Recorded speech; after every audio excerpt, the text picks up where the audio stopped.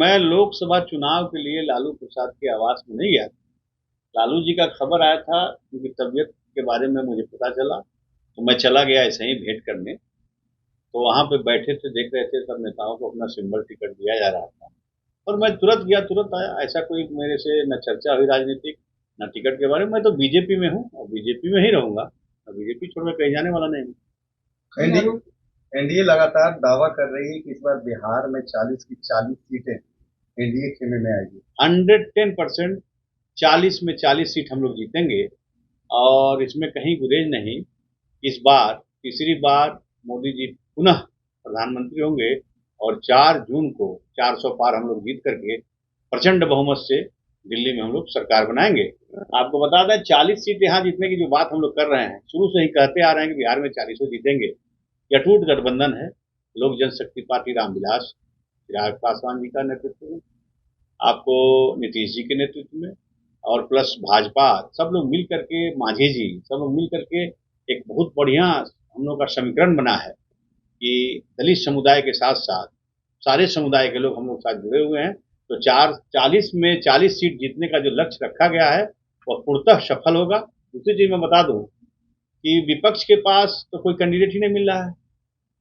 आप ये बताओ, कैंडिडेट रहता तो वाल्मीकि नगर कंस्टिट्यूंसी संख्या 1 जोड़ लीजिए। भारतीय जनता पार्टी का प्रदेश कार्य समिति का सदस्य था दीपक यादव, वो तो बिजनेसमैन है, व्यवसायी है, हरियाणा से का रहने वाला है, और यहाँ पे अपने चीनी मिल को बचाने के लिए जो एक घटतौली में बेईमानी करता हो, किसानों को ठगता है न घटतौली से, उसके ऊपर मुकदमे भी हैं, सारे मीडिया के पास कागज भी है।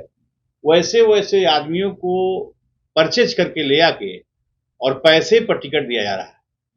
वाल्मीकि नगर की जनता को एक बाहरी उद्योगपति आकर के और उनके पैसे से उनको बेच करके टिकट लेके जा रहा है।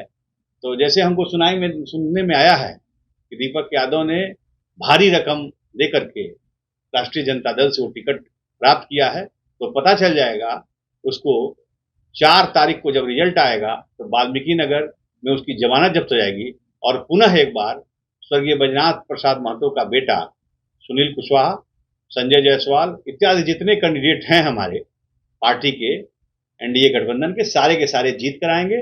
तब पता चल जाएगा कि बिहार की जनता किस तरीके से विपक्ष को सफाया करने का काम करेगी। ये लोग राम को गाली देते हैं, इन लोगों को राम को गाली देते हैं। ये लोग राम के मंदिर में दर्शन करने जाने से गुरेज रखते हैं। हम लोगों की पार्टी एनडीए गठबंधन के लोगों ने इन लोग विपक्ष को सबको निमंत्रण दिया, बुलाया, लेकिन ये लोग भगवान राम के मंदिर में न जा करके सबसे बड़ा पाप किया है। और इस बार जनता बता देगी बिहार में 40-40 सीट देगा। लालू प्रसाद जी भगवान के दर्शन करने गए हैं, सनातन को भी मानने वाले लोग हैं, लेकिन सनातन को कभी लोग गाली भी देते हैं, और जब चुनाव आता है तो भगवान के शरण में भी जाते हैं।